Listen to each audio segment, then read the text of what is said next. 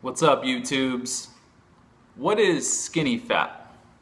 What does that mean? How do you get it? Does it deal with exercise? Does it deal with diet? We all have a mental image of what skinny looks like, and then we also have a mental image of what a fat person looks like. But how can you be both? How can you be skinny and fat at the same time?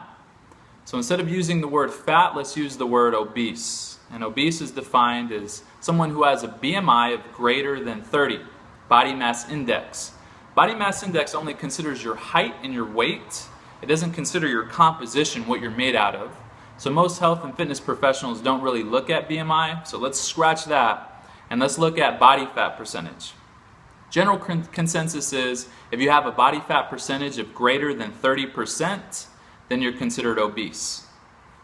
So I do fitness assessments often where I check people's body fat percentage. And every now and then I'll meet somebody who looks thin on the outside, but when I check their body fat percentage is greater than 30. So here I have in front of me somebody who looks thin, yet is obese. And whenever I come across somebody like that, I always ask one question. And that question is, how many meals are you eating in a day? And almost always the response that I get is they're eating one meal a day.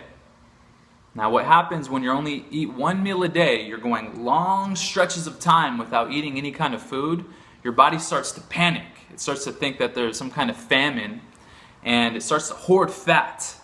That way it can get you through that famine. And then it also starts to lower your resting metabolic rate, the number of calories your body needs just to sustain itself. It starts to lower your metabolism to meet the number of calories that you're giving it. And it does this by lowering your lean mass, your muscle, your bone density, so you end up becoming really, really thin on the inside, but then it also stacks on this fat on the outside of you. So you end up being really thin with this layer of fat, so you look like a normal person to the outside. The thing about it though is, if you're obese, whether you're skinny or not, it comes with all the same health risks. An increased chance of high blood pressure, cholesterol, certain types of cancer.